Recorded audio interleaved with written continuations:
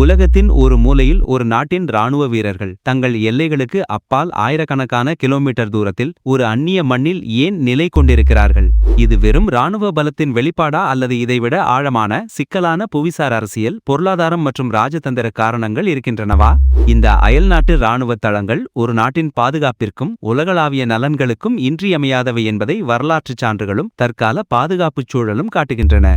அயல்நாட்டு இராணுவ தளங்களின் கருத்து புதியதல்ல. இது பேரரசுகளின் எழுச்சியுடன் பிணைந்துள்ளது. பண்டைய ரோமானிய பேரரசு முதல் பிரிட்டிஷ் சாம்ராஜ்யம் வரை தங்கள் ஆதிக்கத்தை நிலைநிறுத்தவும், வர்த்தக பாதைகளை பாதுகாக்கவும், தொலைதூர பகுதிகளை கட்டுப்படுத்தவும் இராணுவ தளங்களை நிறுவின. இரண்டாம் உலகப் போருக்கு பிறகு உலகளாவிய இராணுவ தளங்களின் விரிவாக்கம் முக்கியத்துவம் பெற்றது. அமெரிக்கா மற்றும் சோவியத் யூனியன் ஆகிய இரு வல்லரசுகளும் தங்கள் செல்வாக்கை நிலைநிறுத்தவும், பரஸ்பர அச்சுறுத்தல்களை தடுக்கவும் உலகெங்கிலும் தளங்களை அமைத்தன. அமெரிக்கா நேட்டோ அமைப்பின் மூலம் ஐரோப்பாவிலும் ஜப்பான் மற்றும் தென் கொரியாவிலும் தளங்களை நிறுவி சோவியத் கம்யூனிசத்தின் பரவலை தடுக்கும் கொள்கையை கண்டெய்ன்மெண்ட் செயல்படுத்தியது. இதேபோல் சோவியத் யூனியன் கிழக்கு ஐரோப்பா மற்றும் பிற நட்பு நாடுகளில் தளங்களை அமைத்தது. இந்த காலகட்டத்தில் தளங்கள் நேரடி மோதலை தடுக்கும் ஒரு முக்கிய பங்கை வகித்தன.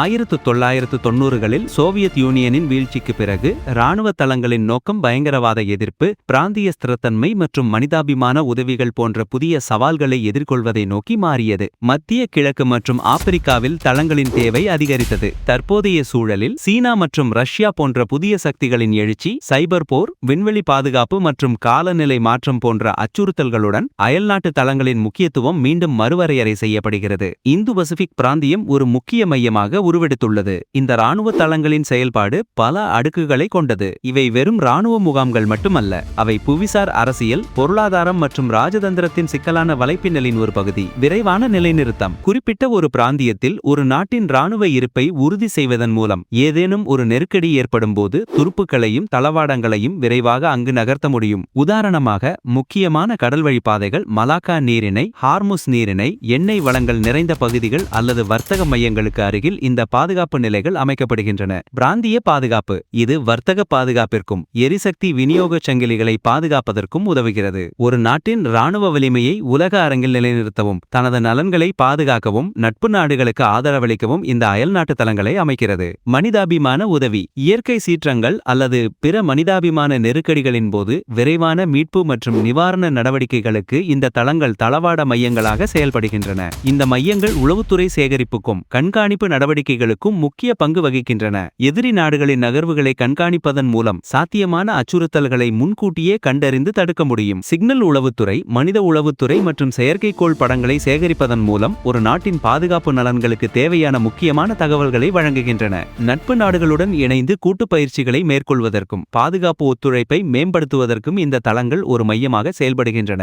இது பிராந்திய ஸ்திரத்தன்மைக்கு பங்களிக்கிறது. இந்த பயிற்சிகள் நாடுகளுக்கிடையேயான இயங்குதிறனை மேம்படுத்துகின்றன. இது எதிர்கால கூட்டு நடவடிக்கைகளுக்கு அவசியம். உலக வர்த்தகத்தின் பெரும்பகுதி கடல் வழியாகவே நடைபெறுகிறது. இந்த தளங்கள் முக்கியமான கடல் வழி பாதைகளை பாதுகாப்பதன் மூலம் உலகளாவிய வர்த்தகத்தின் தடையற்ற ஓட்டத்தை உறுதி செய்கின்றன. எரிசக்தி வளங்கள், கனிமங்கள் மற்றும் பிற முக்கிய பொருட்களின் விநியோகச் சங்கிலிகளை பாதுகாப்பதிலும் இவை முக்கிய பங்காற்றுகின்றன. இத்தகைய இராணுவ தளங்கள் ஒரு நாட்டின் வெளியுறவு கொள்கையின் நீட்சியாகவே பார்க்கப்படுகின்றன. அமெரிக்கா, சீனா, ரஷ்யா, பிரிட்டன், பிரான்ஸ் போன்ற உலகின் பெரிய சக்திகள் தங்கள் இராணுவ தளங்களை உலகம் முழுவதும் பரப்பி வைத்துள்ளன.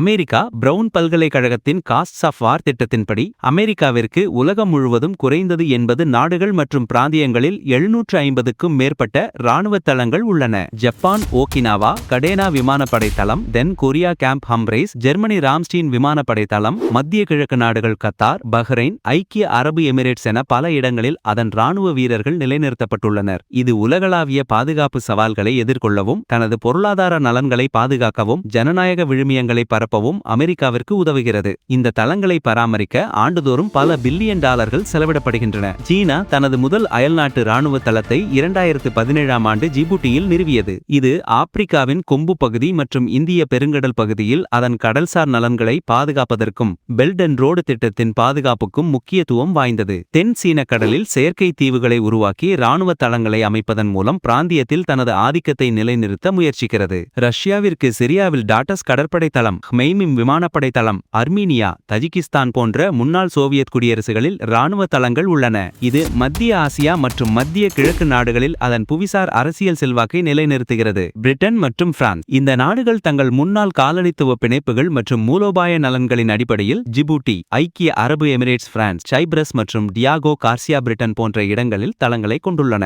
அயல்நாட்டு தளங்களின் செயல்பாடு பெரும்பாலும் நிலைமை ஒப்பந்தங்கள், ஸ்டேட்டஸ் ஆஃப் ஃபோர்சஸ் அக்ரிமெண்ட்ஸ் மூலம் நிர்வகிக்கப்படுகிறது. இந்த ஒப்பந்தங்கள் அயல்நாட்டு இராணுவ பணியாளர்களின் சட்டப்பூர்வ நிலை, வரி விதிப்பு, குற்றவியல் அதிகார வரம்பு மற்றும் தளங்களின் பயன்பாடு போன்ற அம்சங்களை வரையறுக்கின்றன. இந்த ஒப்பந்தங்கள் இரு நாடுகளுக்கும் இடையே கவனமாக பேச்சுவார்த்தை நடத்தப்பட்டு பரஸ்பர நலன்களை பாதுகாக்கும் வகையில் வடிவமைக்கப்படுகின்றன.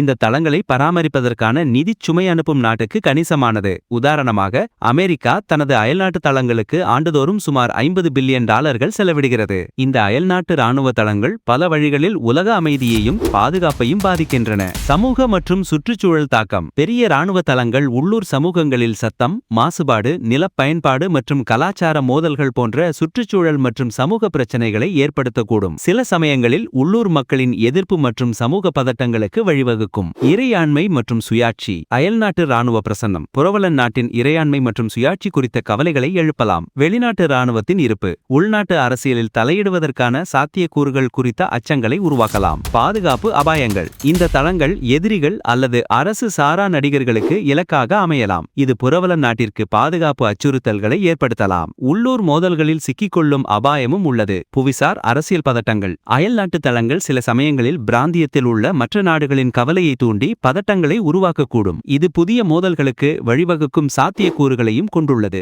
உதாரணமாக, தென் சீன கடலில் உள்ள இராணுவ தளங்கள் பல நாடுகளுக்கு இடையே உரிமை கோரல் சர்ச்சைகளை தூண்டி பதட்டமான சூழ்நிலையை உருவாக்கியுள்ளன.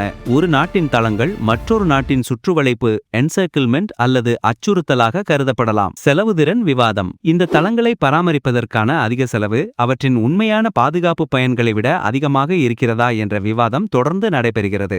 எதிர்காலத்தில் இந்த இராணுவ தளங்களின் முக்கியத்துவம் மேலும் அதிகரிக்கும் என்றே எதிர்பார்க்கப்படுகிறது. உலகளாவிய அச்சுறுத்தல்கள் மாறிக்கொண்டே இருக்கின்றன. தொழில்நுட்ப ஒருங்கிணைப்பு, செயற்கை நுண்ணறிவு மூலம் உளவுத்துறை பகுப்பாய்வு, ஆளில்லா விமானங்கள் மூலம் கண்காணிப்பு மற்றும் தாக்குதல் மற்றும் சைபர் போர் திறன்கள் ஆகியவை இந்த தளங்களின் செயல்பாட்டில் ஒருங்கிணைக்கப்படுகின்றன. இந்த தளங்கள் அதிநவீன தொழில்நுட்பங்களை சோதிக்கும் மற்றும் பயன்படுத்தும் மையங்களாக மாறும். ஒரு நாட்டின் இராணுவ தளங்கள் வெறும் நிலப்பரப்பு சார்ந்து மட்டுமல்லாமல் விண்வெளி மற்றும் இணையவெளி சார்ந்த பாதுகாப்பு நடவடிக்கைகளுக்கும் மையமாக மாறும். செயற்கைக்கோள் தகவல் தொடர்பு, விண்வெளி சூழ்நிலை விழிப்புணர்வு மற்றும் சைபர் பாதுகாப்பு தாக்குதல் நடவடிக்கைகளுக்கான கட்டளை மையங்களாக இவை செயல்படும். கடல் மட்டம் உயர்வு, தீவிர வானிலை நிகழ்வுகள் போன்ற காலநிலை மாற்றத்தின் விளைவுகள் சில தளங்களின் இருப்பிடத்தை பாதிக்கலாம். அதே சமயம், காலநிலை மாற்றத்தால் ஏற்படும் வளப்பற்றாக்குறை மற்றும் இடப்பெயர்வு போன்ற புதிய பாதுகாப்பு சவால்களை எதிர்கொள்ளவும் இந்த தளங்கள் தேவைப்படலாம். உலகளாவிய சக்தி சமநிலைகள் மாறும்போது புதிய நாடுகள் அயல்நாட்டு தளங்களை நிறுவ முற்படலாம். இது உலகளாவிய இராணுவ பிரசன்னத்தில் மேலும் போட்டிக்கு வழிவகுக்கும். எதிர்காலத்தில் தளங்கள் சிறியதாகவும் அதிக சுறுசுறுப்புடனும் குறைவான நிரந்தரத்தன்மை கொண்டதாகவும் மாறலாம். சுழற்சி முறையில் படைகளை பயன்படுத்துதல் மற்றும் முன்னிலை நிறுத்தப்பட்ட உபகரணங்களை நம்புதல் போன்ற அணுகுமுறைகள் அதிகரிக்கலாம். ஆகவே அயல்நாட்டு இராணுவ தளங்கள் வெறும் இராணுவ கட்டமைப்புகள் மட்டுமல்ல, அவை உலக புவிசார் அரசியல் சதுரங்கத்தில் ஒரு நாட்டின் பலத்தையும் நோக்கத்தையும் வெளிப்படுத்தும் முக்கியமான காய்களாகும். அவை பாதுகாப்பு, பொருளாதாரம், ராஜதந்திரம் என பல பரிமாணங்களை கொண்டுள்ளன. உலகளாவிய சமநிலையை நிலைநிறுத்துவதிலும் எதிர்கால பாதுகாப்பு சவால்களை எதிர்கொள்வதிலும் இந்த தளங்களின் பங்கு தொடர்ந்து விவாதத்திற்குரியதாகவும் இன்றியமையாததாகவும் இருக்கும்.